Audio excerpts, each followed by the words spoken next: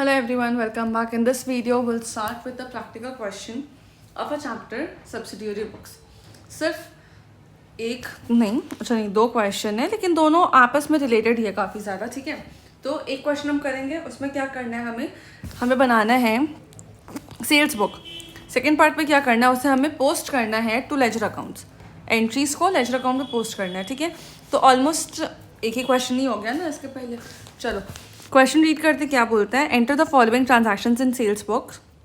3 transaction दिए हुए जनवरी 2, जनवरी 8 और जनवरी 15 के। पहले ट्रांजैक्शन कहता है अजंता इलेक्ट्रिकल्स को आपने 5 पीसेस ऑफ ओवंस बेचे हैं 10% के डिस्काउंट पे, ठीक है। दूसरा कहता है इलेक्ट्रॉनिक प्लाजा को 10 टैबलेट्स बेचे 8000 ईच के 5% रेट डिस्काउंट। और थर्ड कहता है आपने जूसेस बेचे 5 piece at the rate 3500 each less rate discount of 10%, ठीक है। तो आपका सिर्फ 3 ट्रांजैक्शन है, तीनों में आपको डिस्काउंट दिखाना है और इसे हम चलो रिकॉर्ड करते हैं। फॉर्मेट कैसा होगा आपका, सी अब यहाँ पे इन्होंने gross amount for trade discount अलग और फिर नेट प्राइस एक अलग से डाल दिया है। मतलब कि आपका प्रेजेंटेशन, मैंने आपको पहले भी कहा था कि प्रेजेंटेशन आपका क्वेश्चन टू क्वेश्चन पे वैरी कर सकता है। अब ऐसा ही क्वेश्चन जब हमने परचेज बुक का इलस्ट्रेशन देखा था, उसमें इंस्टीट्यूट ने सिर्फ एक डिटेल्स की कॉलम बनाई थी और एक सीधे टोटल अमाउंट की कॉलम बनाई थी, ठीक है। लेकिन यहाँ पे इन्होंने क्या किया, एक ग्रॉस अमाउंट लिखा, फिर उसमें ट्रेड डिस्काउंट के लिए एक अलग से कॉलम डाल दिया, फिर नेट प्राइस लिखा। मेरे हिसाब से ये प्रेजेंटेशन ज़्यादा बेटर है कंपेयर टू इलस्ट्रेशन वाला प्रेजेंटेशन, ठीक है। तो आई वुड सजेस्ट कि आप एग्जाम में इसी तरीके से प्रेजेंट करो। क्यों? क्योंकि जो एग्जामिनर है उसे भी क्लैरिटी मिलेगा और देख के प्रॉपर समझ आ रहा है कि अच्छा ये मेरा टोटल फिगर है, इस पर इतना तक का मुझे डिस्काउंट मिला है और ये मेरा फाइनल नेट प्राइस जिस पर मैंने सामान खरीदा है ये वो प्राइस हो गया, ठीक है।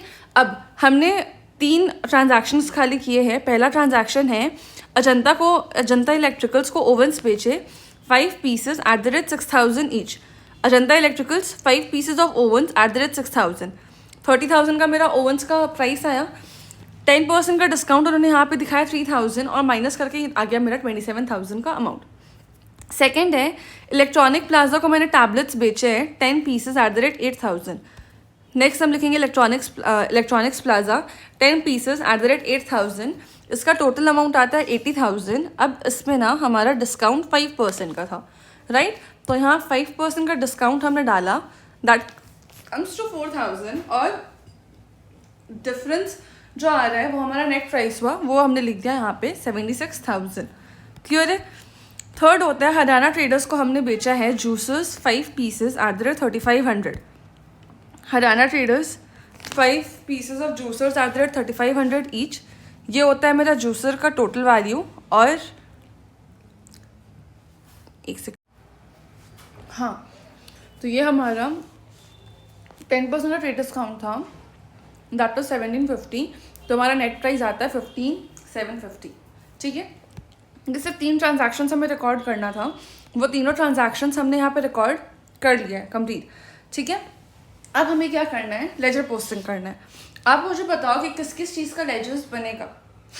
सबसे पहला Ajanta electronics, second electronic plaza, third है हरियाणा ट्रेडर्स।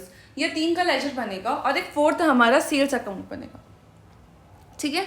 नाउ अब आप मुझे एक चीज़ बताओ कि जब आप सेल की नॉर्मल जर्नल एंट्री करते हो तो आप क्या एंट्री करते हो? पार्टी को आप डेबिट करते हो,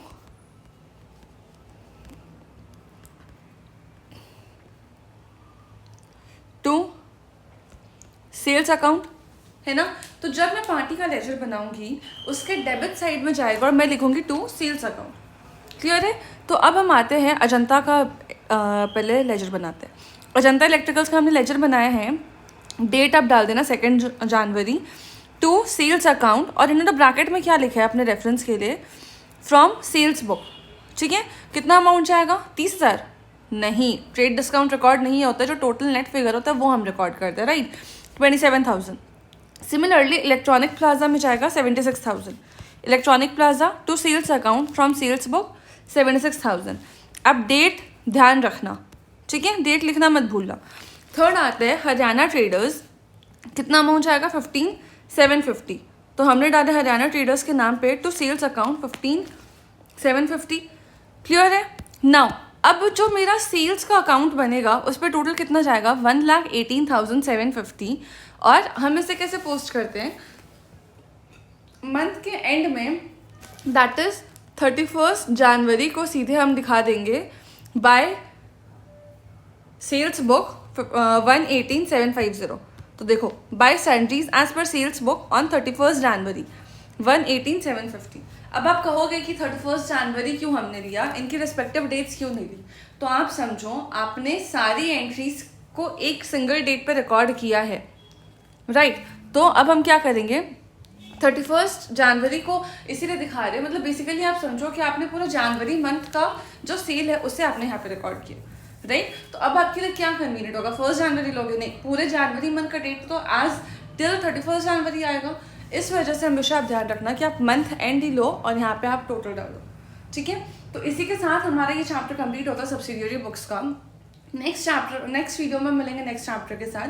तब तक चैनल सब्सक्राइब करें, वीडियो लाइक करें एंड एवरीथिंग लाइक इंस्टाग्राम पे फॉलो करना, टेलीग्राम सब्सक्राइब कर लेना, वीडियोस अपने दोस्तों के साथ शेयर करना मत भूलना। मिलते हैं नेक्स्ट वीडियो में, तब तक के लिए बाय।